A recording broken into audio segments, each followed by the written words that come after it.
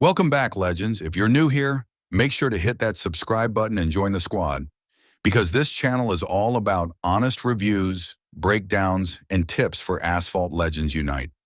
Now let's talk about the Avenged Sevenfold Spotlight Event, and let me just say this, Gameloft really dropped the ball.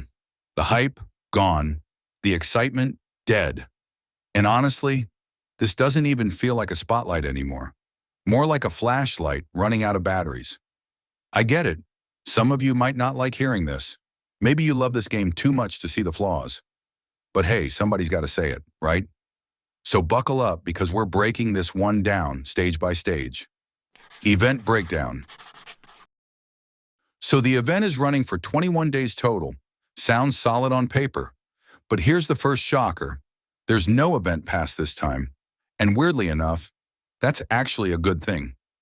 I'll give Gameloft some credit here. Not every event needs a pass.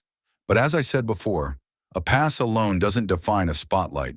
The shop, the rewards, the refresh times, the structure, that's where the magic should be. And this time, that magic is gone. Stage system.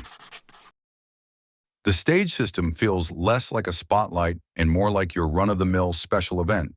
15 stages total. Sure, you can unlock a bunch even without all the support cars, but here's the kicker. If your support cars aren't leveled up, your rewards are basically trash.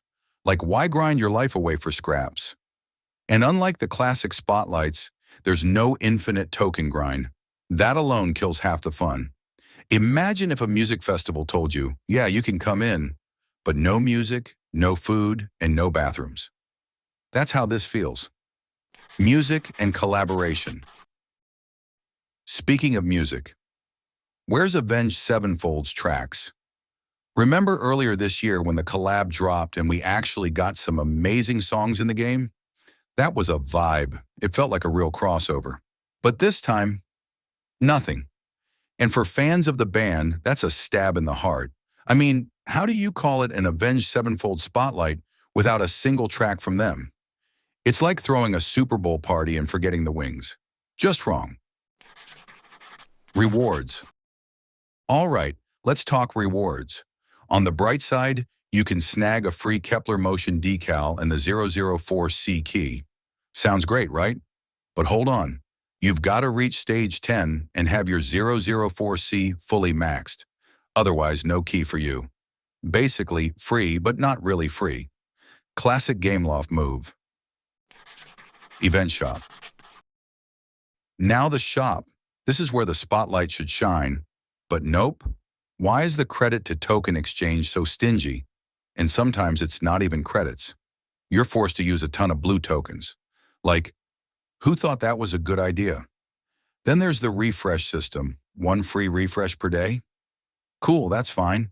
But only 2 paid refreshes, and they cost way too many tokens. For what? Overpriced blueprints that don't line up with how many tokens you can realistically earn. It's just not worth it. Bundles, price, and worth.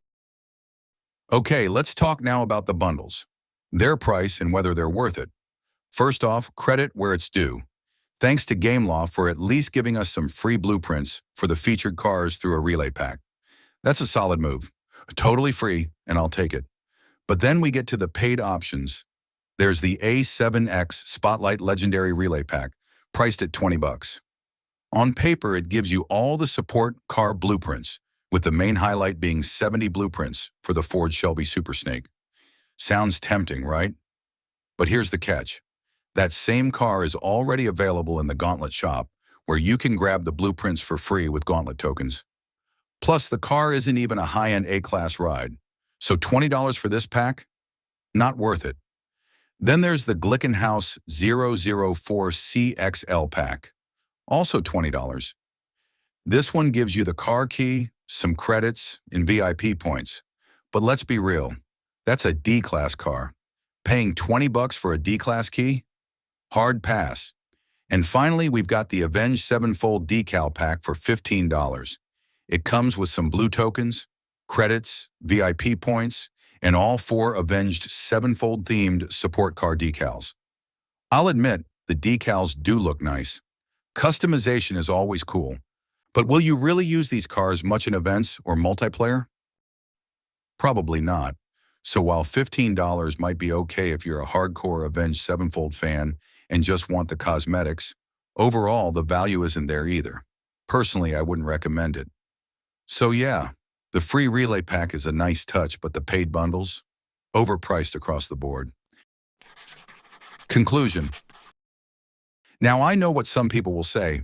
At least Gameloft still gives us some free stuff. And yeah, sure. But that's the problem. When bare minimum becomes the standard, the hype dies. This game lives on events. Without good events, what are we even playing for? Don't get me wrong, Asphalt Legends Unite has made some solid improvements since Asphalt 9. But Spotlight events used to be the crown jewel. They were unique, they were generous, they were fun. Now, they feel like filler content. If Gameloft wants to bring back the hype, the solution isn't complicated. Just go back to the old format. Make Spotlights feel special again. Balance the rewards, let both free-to-play and paying players enjoy the grind, and give us something worth the hype. So that's my full breakdown of the Avenged Sevenfold Spotlight event. What do you think? Am I being too harsh, or do you feel the same way? Drop your thoughts down in the comments, because I want to hear it straight from the community. And hey, if you enjoyed this breakdown, do me a favor. Hit that like button, subscribe, and turn on notifications so you don't miss the next video. We've got more guides, more reviews, and more honest opinions coming your way. Until then, keep racing, stay legendary, and I'll catch you in the next one.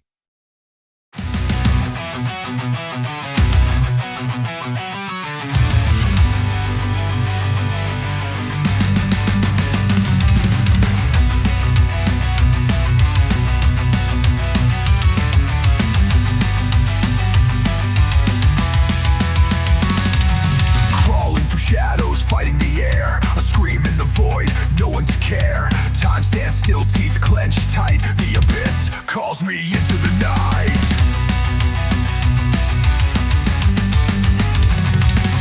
Rivers run red with burning regrets. No forgiveness, pain never forgets. Skulls crack open, dark secrets leak. My hands tremble, my spirit weak.